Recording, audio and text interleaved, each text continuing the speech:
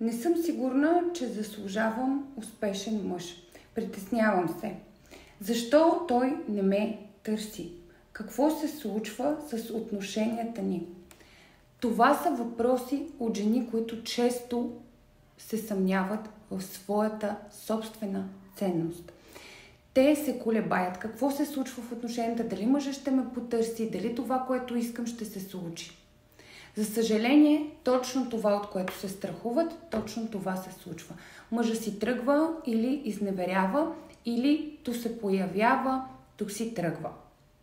Това е защото жената не осъзнава своята ценност. И докато вие не преработите тази травма, да почувствате своето женско могъщество, своята ценност като жена в отношенията, това ще се повтаря отново и отново. Време е да преработим тази травма безплатно на 8 август.